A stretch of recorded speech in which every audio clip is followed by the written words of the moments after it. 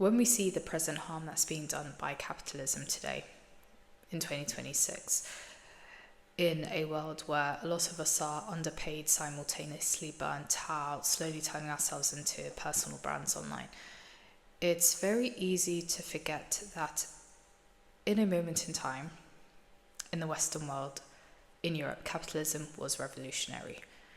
And I'm emphasizing that bit because it did underdevelop the rest of the world.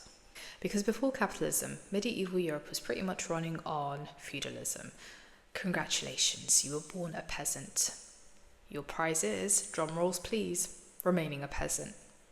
Like, feudalism was rigid. You had kings out here ruling by divine right. Social class was fixed. The landlords owned the land. If you were born poor, you were staying poor. Like, there was no reinventing yourself, no side hustle culture, no no 4 a.m. productivity guru telling you on how to optimize your mindset. You were pretty much out here existing, farming, hoping to God that the harvest didn't fail so that you all didn't collectively perish away in the winter.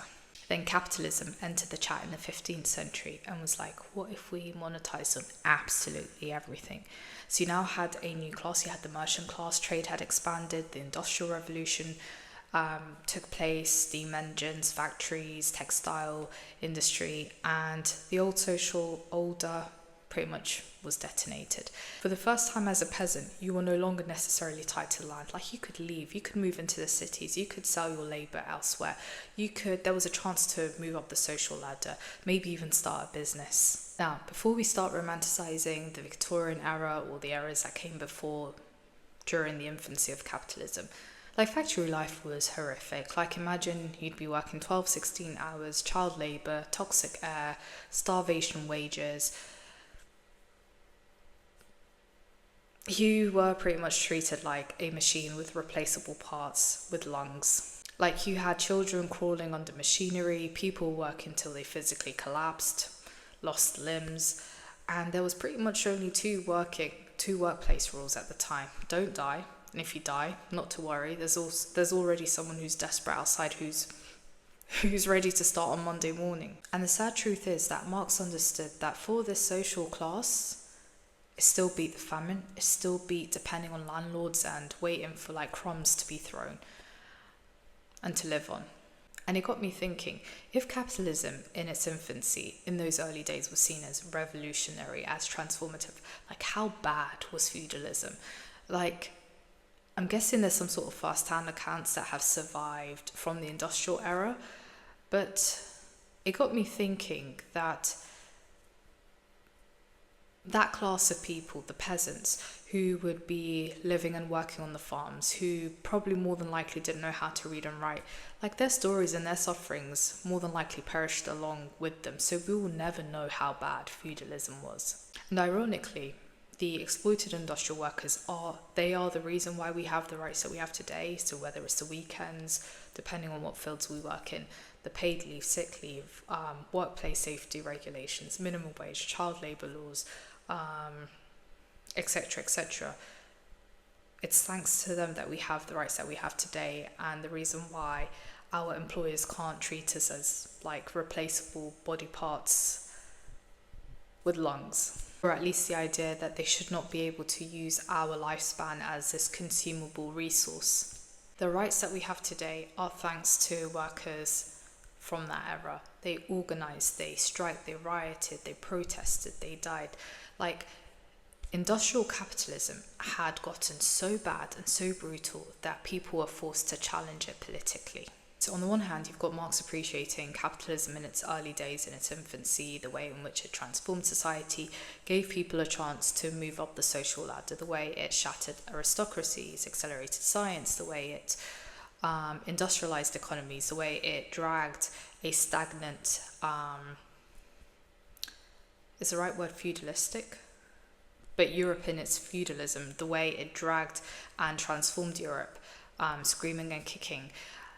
Like, I won't lie, I did not think that Marx would have anything good to say about capitalism. But yeah, so on the one hand, he did appreciate some of the pros, some of the benefits, some of the good things that came out from capitalism. Some of the issues that Marx highlights with capitalism, based on where I am so far in the book, is that the human being is reduced into a commodity or some sort of economic value. Like, human activity is reduced into a commodity. You're no longer judging a human being based on what they, in terms of their character, their morals, their wisdom.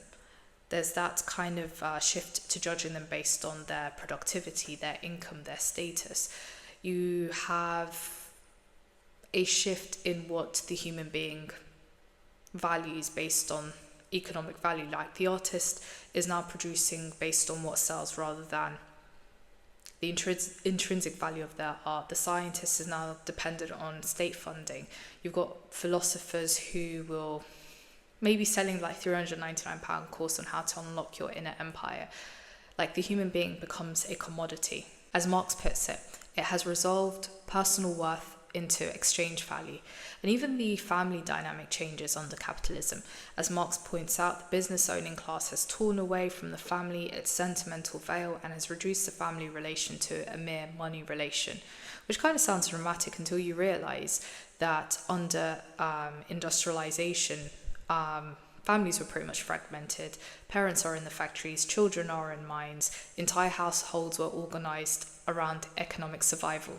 And another interesting point that Marx points out, which I guess because we weren't around during the time of feudalism, we just kind of assume that capitalism is the mother of all evil, that it had invented exploitation. It hadn't. It already existed under feudalism. Feudalism just kind of wrapped it in nice poetry and religion, like the kings ruled because God willed it. The nobles are superior by birth. Suffering builds character.